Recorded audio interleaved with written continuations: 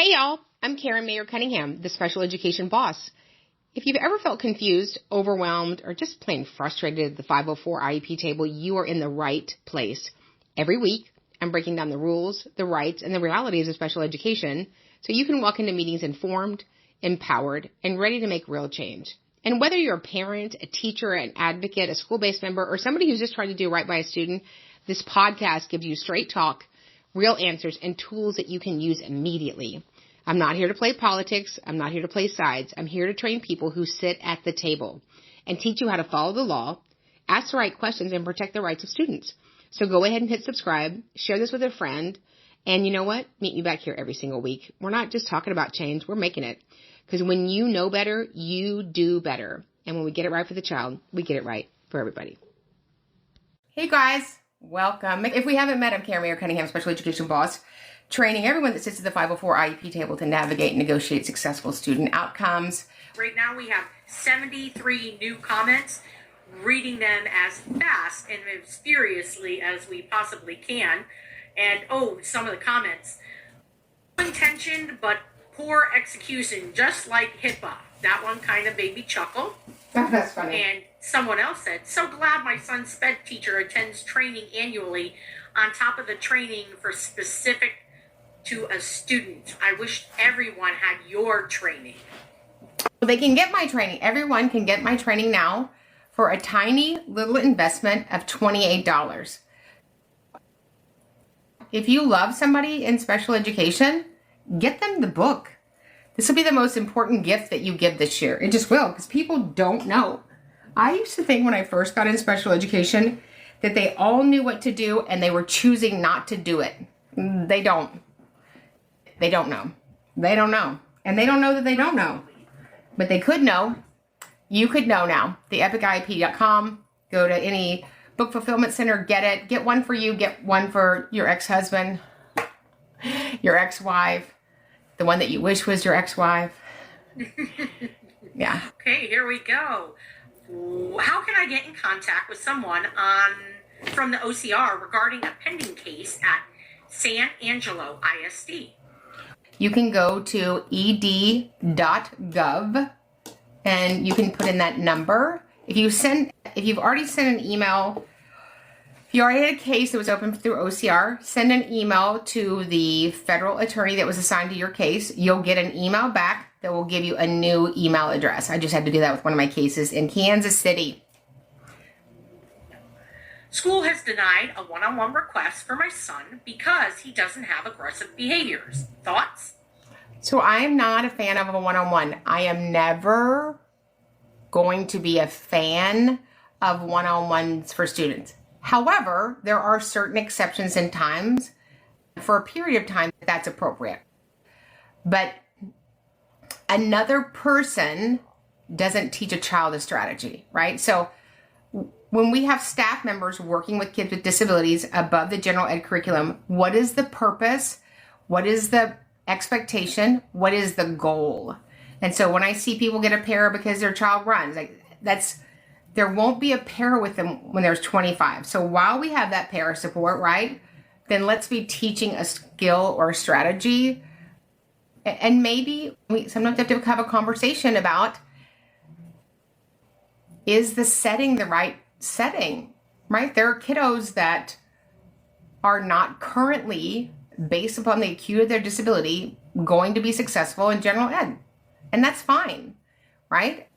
But every setting is not the right setting for every kiddo. And we just have to soberly look at the student's current needs.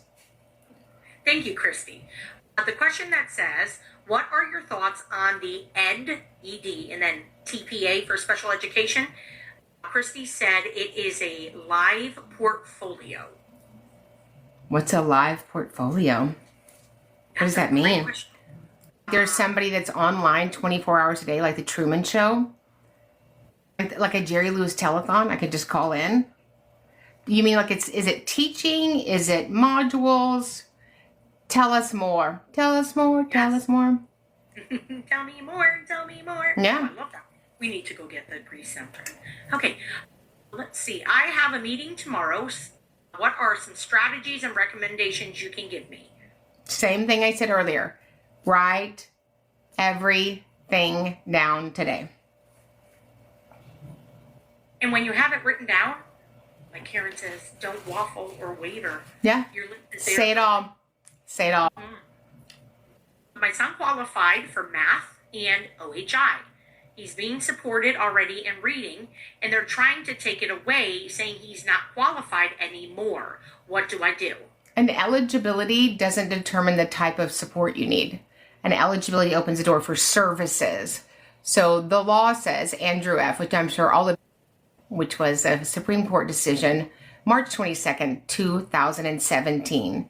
And the new two-part obligation for FAPE, a free appropriate public education, is one, did the district meet their obligations based upon the SEA, the state education agency, procedurally, right? Did they meet their procedural obligation? Number two, did they write an IEP appropriate to enable the student to make progress in light of their circumstances? Doesn't say anything about an eligibility. Did you write an IEP appropriate for the student to make progress in light of their circumstances? If part of their circumstances is a reading deficit, then we write a goal around it and we provide services and supports. Somebody wants to know, is the book that you're talking about the book in back of you? So the book that I'm talking about is the book that I wrote, the Epic IEP. So go get that on Amazon or wherever you buy books. Come back to the epic-iep.com, put your information in. We've been talking about the federal law, which you can get at Special Education Academy. We have it on our bookshelf.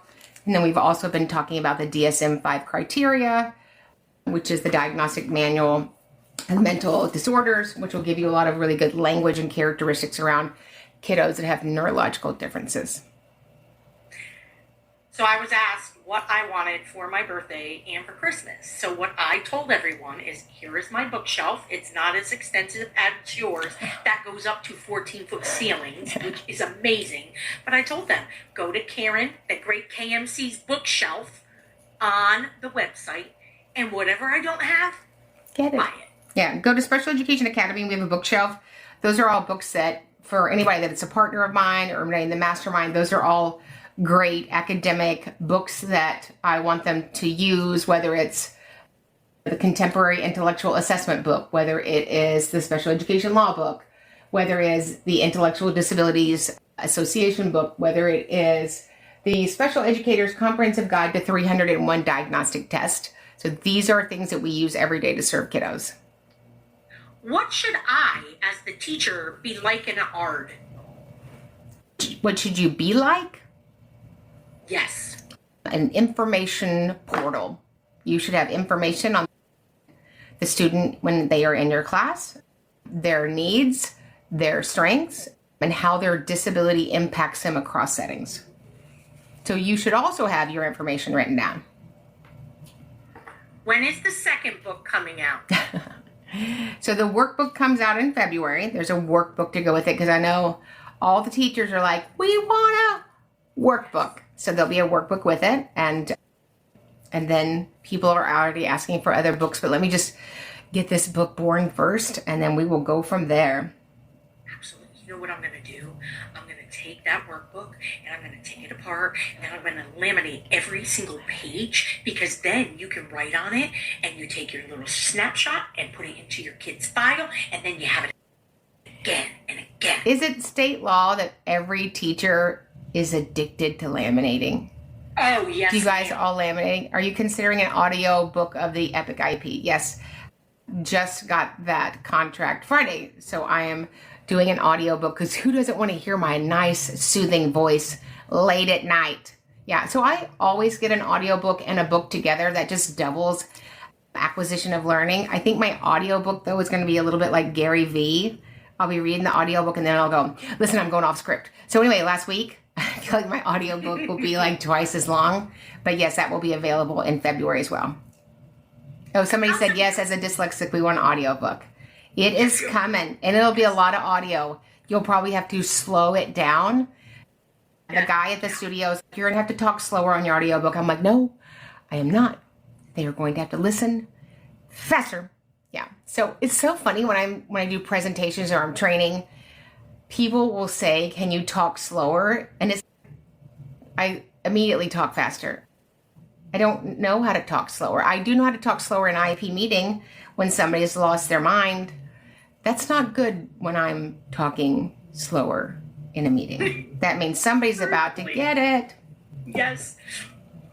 My husband said, "What are you doing?" I'm like, "I have got to get my cup in place. I have to put on my seatbelt because when I'm listening to you in the car, oh my goodness, you got to be ready because and if you accidentally put you on double speed, it's, you know." Yeah. Let's see. How severe does behavior have to be removed from a self-contained first grade? How severe does it have to be? There's no learning. There's no learning. And I think that we wait for kids to mature or to stop. If it's a characteristic of a disability, neither one of those things are going to occur. So we need to intervene. But every child, every adult, everybody should be able to be in an environment where they can learn. And students that have an educational impact, that their behavior impacts their ability to learn and the learning of others, then we have to very soberly get back to the table and discuss a continuum of placements. And we have continuums of placements for kiddos. I was thinking of asking for a 4-to-1 ratio because my daughter has issues with focus and concentration. Should I not? A 4-to-1 ratio, that would be 4 adults to your 1 daughter. I think it would be 1 adult to 4. Yeah, ratio doesn't necessarily change an educational need. I'm sorry. I was incorrect. I was thinking of asking for a 1-to-1. Oh, a 1-to-1 doesn't change your ability to focus, right? So you have to ask yourself, why do I want the 1-to-1? Because what you're often doing with the 1-to-1 is you're setting up a classroom within a classroom, which is not inclusion. It's not inclusion, right?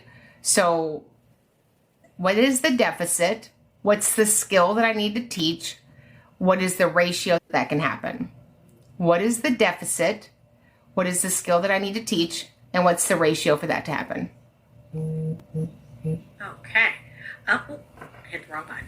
Do districts ever face repercussions if an intern special education teacher is assigned to districts and regression begins? Repercussions? I don't know that repercussions happen. Hopefully if we're doing something in a school district that's not working, we pivot, right? We do. And it is the top of the hour, ma'am. Are you going to continue? I am. Okay. All right. So I am going to miss you terribly, Cindy. Thank you. She's leaving me, but I do have some mail-in questions. When I say mail-in, they emailed in. But we love you, Cindy. Thank you for joining us. Have fun tonight, but not too much fun. But I'm going to answer some questions that you guys have sent in. And so if there's the questions that come in the bottom come in really quickly. The great thing about the TikTok is that we get to ask questions, but they give you so few characters. So at the bottom of your screen, I don't know which side it's on, a couple of things. If you need support, representation, somebody to do a state filing, a records review, just email us. We have a whole team of people at advocate@specialeducationacademy.com. And if you have a longer question, you can put it in there, and we certainly try to print them out and read them as much as we can during the week. We have almost 1 million followers online, so I would love to tell you that we answer every question. We don't have that capacity, but we certainly are going to try to get as many answered for you guys as possible. So here's some of the questions that have been sent in. I want to be an advocate. How do I go about doing this? I'm a high school SPED teacher in Kentucky. Nobody trains better than we train. So we have weekly Special Education Academy. So that's every Monday night at 8 p.m. Central. I teach in live trainings. We do them in series. Right now we're finishing up a series every page of the IEP. Because every page of the IEP is a lot of pages. Most people don't know what's missing in their IEP. And then every Monday night when I'm done training, Then we answer questions, and those are questions around the training or anything else. Thanks you guys for the gifts. And then we have the amazing 2-day intensive, which will wreck you for normal, fully preparing to be an advocate, however you sit at a table. And then a few times a year, we have a mastermind, and that is a very intense, very in-depth, a 6-week training on literally giving you all the process and protocols and intellectual property that we use to serve clients at the highest level. So if you're interested in any of that, just shoot us an email at advocate@specialeducationacademy.com, or they're also available at Special Education Academy to look at. The 2-day training is always on demand, so you can always go get that and then take that at your own pace. We do those live about 4 times a year. We don't have one scheduled live right now, but you can always take it on demand. All right, I have a question. My daughter is 19 and graduated in 2022. She's been in 504 since 3rd grade. She's trying to do health science as a diagnostic sonogram program. She can make it through the classes okay, but she has trouble testing. Are there exceptions for her on testing to qualify for programs in college? So if you have a disability and you need accommodations in college, then your daughter would meet with the disability office and talk about the acuity of her disability, and they can sit down and talk about what accommodations might be successful for her. Okay? Question, Miss Karen. Upon meeting with an IEP team today, walked out of the meeting feeling like I could have done more for my child. I did not sign the IEP, even though they stood over me, literally asking me to sign the IEP on the spot, showing me where to sign. Is there any way that you can help me with my child or assist me and let me know how much it would cost to get your very talented professional help? Thank you for your time, mother of 2 disabled children who generally lost and overwhelmed. Oh, that's very nice. So if you're wanting representation for us, from any of our team members, you just email us at advocate@specialeducationacademy.com, and we will get you connected with one of our amazing team members. Okay. Next question, is there a special education team that makes a decision for an emergency special education placement before the child has been evaluated for education? For example, a 7.5-year-old student who's never attended school but has severe behaviors, nonverbal, and significant problems in class. So there's no such thing anywhere in IDEA or 504 that's an emergency. Certainly the district has the ability, the capacity to place your child and give them supports while we wait for the evaluation. The good news is still under Child Find, 300.111D, 300.111D, which is really why it's important that you guys go and get a copy of these.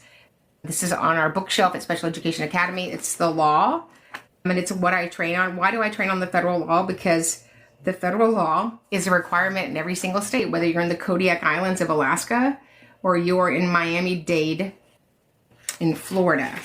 And so every state is bound by federal law and requirements. And so we have to implement those.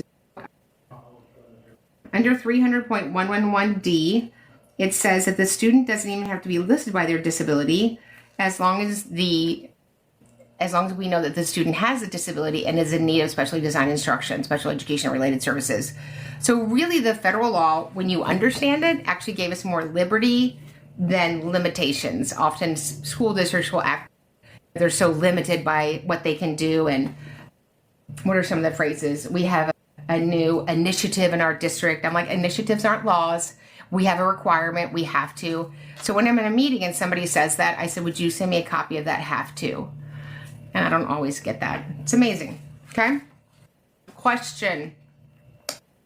When special education students receive transportation as part of their IEP, is that part of their minutes? Can special education wheelchair bound be taken to the bus 10 minutes prior to the general education population being released to the buses for safety for the wheelchair bound student and bus lift? So of course we consider the student as a whole. Probably if you're a student in a wheelchair, you move slower than the regular population. So I think that's appropriate. I don't know that you need 10 minutes. Maybe you just need 5 minutes. But special education transportation is a related service under IDEA. And so that would capture how many times a day you access special education transportation. But I think 5 minutes ahead of time would be adequate. And we could also capture that in the transportation supplement or the personal care supplement. Okay. My son is a freshman in a high school in Kentucky. There wasn't a transition meeting from 8th grade to freshman. He came home at the end of 8th grade with a schedule to be signed for high school. Instead, it stated that all students must take a foreign language for college requirement. We've signed the proposal schedule that also stated they have to do their best to accommodate. And our son took and passed Spanish 1 in 8th grade year and has fulfilled his high school requirement. So most states have a LOT requirement, language other than English. And the unfortunate thing about the foreign language requirement, which I don't really know in 2025 why we still have a foreign language requirement. I just really don't know. If that's going to be your jam, then let's do that. But we have 2 years of foreign language. There are not supports for a foreign language. I can't modify a foreign language. Obviously, you can have accommodations. So I feel like for almost all kids, it's a waste of time. They could have chosen something else, but for whatever reason, we still have in America where we have a foreign language requirement. So if your state only requires 1 year and you took it in 8th grade, that should be adequate for your high school requirements. All right. Our question is, my son is asking to be switched out of Spanish 2 because he's finding it really difficult. I emailed the school counselor who responded, we do not allow students to switch classes. I explained that we're 1 week into the semester and he's on a 504. Again, it was denied, and she stated, I contacted his teacher and she stated he's not asked for his accommodations and has turned in 2 assignments, is now passing.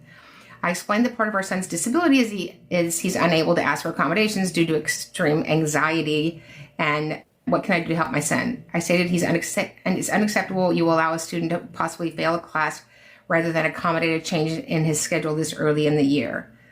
The school responded, when that happens, you can stay after school for tutoring. Wow, that's warm and fuzzy. Well, first of all, a student doesn't have to ask for their accommodations.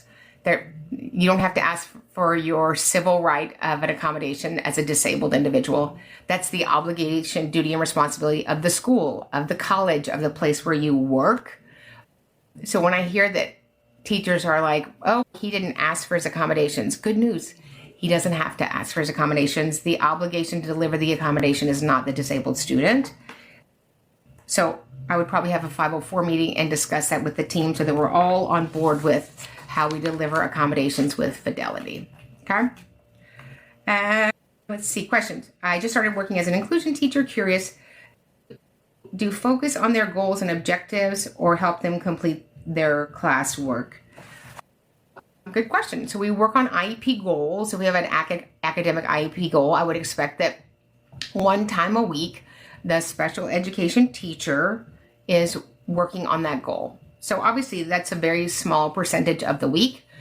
If they have behavior goals, obviously there's an expectation that we implement those and work on those more often. But for academic goals, it should be a very short amount of time that we're working on acquisition of that skill identified in the IEP goal. Question, is it legal for my son to change classes due to the fact that there was a bully in the class and the teacher and the administration would not stop it? My son is on an IEP and has autism. He's in junior in high school and was taking a construction trades class, but basically got bullied out of it. He enjoys the class and was learning helpful skills for him to have in job. But every time an incident happened, he was told to tell the teacher and stand next to the teacher. The issues continued. The teacher wouldn't do anything, and administration said he should change classes. I just want to see if it's a good move for the school. I feel like my son was punished for doing what was asked of him. According to his IEP, he needs accommodations in that class. I don't feel like he received them. This is a really good question, so let's talk about this. So when a student reports bullying, often the district will move the student that reported it, right? Because in the past when we've removed the bully, then that bully was gone, but maybe some of their friends would then respond on their behalf. And so while I don't love the outcome, I share with my clients that is a very real probability that that's going to happen. I've even had kids move from campuses because the bully was in so many of that student's classes, maybe even sports. I had a kiddo that was on track to receive a college offer for sports, but literally was moved to another campus. There's not a great way to resolve everything, but that almost always is what happens, is we move the student that is being bullied. Hopefully we're moving kiddos and we're intervening at the same time. Question, Texas. Is there a law about how many percentages of students can be in a class with one general ed teacher? For example, my third period class has 17 students. 13 of them are on IEP. 13 on IEP. I'm struggling. I basically have to accommodate the whole class to make sure I'm in compliance. I'm not SPED certified. I just got invited to a future ARD meeting. I emailed back saying, I believe I got the invite by mistake. I do not have a student by that name. She responded, she's in a self-contained class, but we need to have a general ed teacher in the meeting. And this self-contained SPED teacher suggested inviting me. So we need a general ed teacher in an IEP meeting for a student with a disability, because every student is a general ed student. Some just receive special education services. So that would happen, and you may not have ever met the student. Your input is to talk about what is the probability of them going to general ed based on their unique circumstances, and how could you support that? Back to you being in a class with, I work in a self-contained class. So if you're the teacher of record and you have 14 students and one SPED para, there's just no way that you could implement everybody's IEP. There's no way that you could implement everybody's IEP and take data on it. There's no way that you could probably ever go to the bathroom or have lunch. So I would definitely reach out to leadership and say, we're running short on a set of hands to be able to fill these IEPs with fidelity. Question, we'll do a couple more questions. A student qualifies for speech services, OT, and PT. He has academic needs, evidenced by MTSS. School is saying that he cannot receive resource services for math and reading because he only qualifies for speech. They did not test for autism. We plan on doing the additional testing. Can we do that? I thought if a student qualified under any category that all access to all special education, is there a specific law that states this help? So for students that are solely eligible for speech, the IEP goals and services have to solely be around speech. Make sure that you get a full evaluation to look at all areas of need. Special education evaluation tomorrow, anything that you recommend. So if the evaluation is tomorrow, I would just send my child fully ready for that evaluation. And then when you get that back, you can start to talk about your questions from the evaluators that completed it.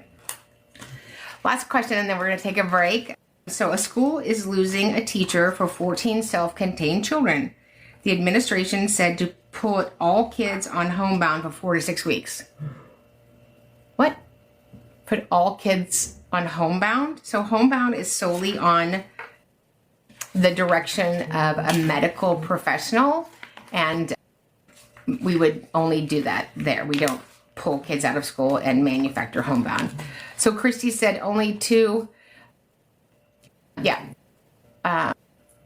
We want to thank you guys for being here today. We've been here for 2 hours. This is so exciting. 2 hours and 4 outfits and 500 questions. I think that's amazing. Oh, so somebody said, I'm sorry, I'm confused. It's a meeting. Should the child attend? So nobody's going to like this, which is, it's fine. I don't have children come to IEP meetings. I don't. I find that they're manipulated. I find that if they stand up for themselves, that can often be problematic, or I find it to be contrived. And what I mean by that is whatever data I need to get from the disabled individual, we're going to get that in the transition supplement, talking to them prior, finding out their interests and preferences. I don't know that I could ever say in 29 years it's been good in my purview of having a child with a disability sit in an IEP meeting with a bunch of adults. I think that time's better spent for them to be in class learning. I always hear about kids with disabilities have to learn to advocate for themselves. And I don't disagree with that. But often some not amazing things happen. So by law, they have to start inviting the student.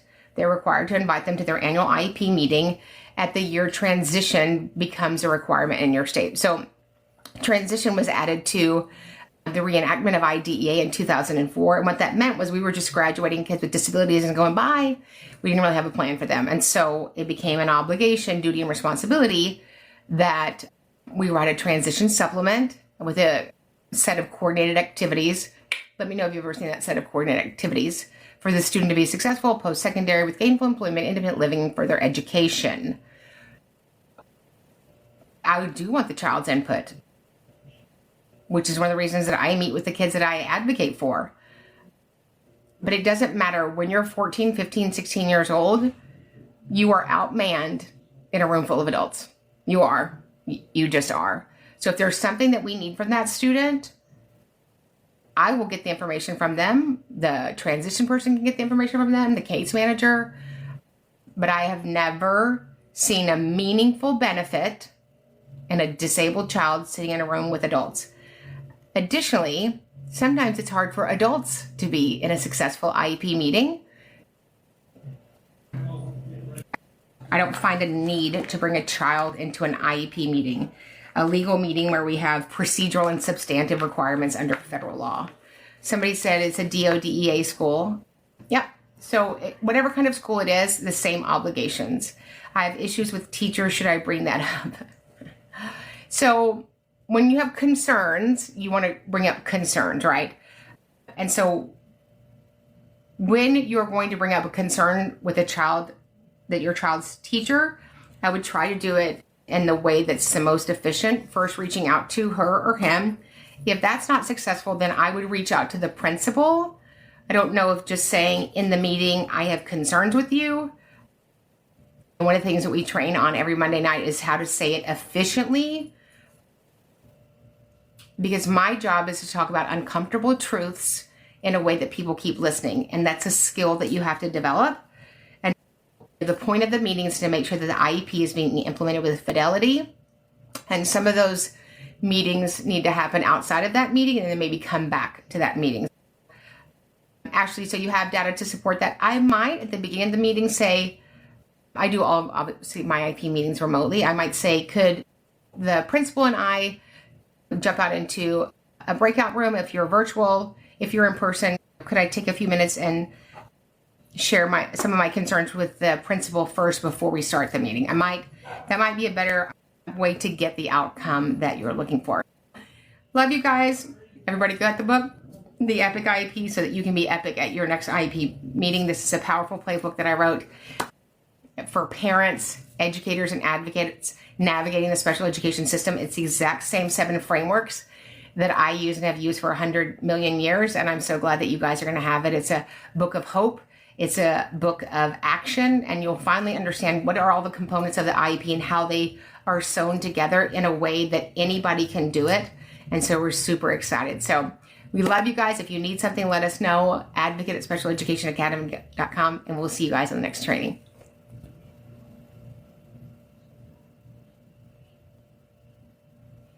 Hit subscribe, share this with a friend, and you know what? Meet me back here every single week. We're not just talking about change, we're making it.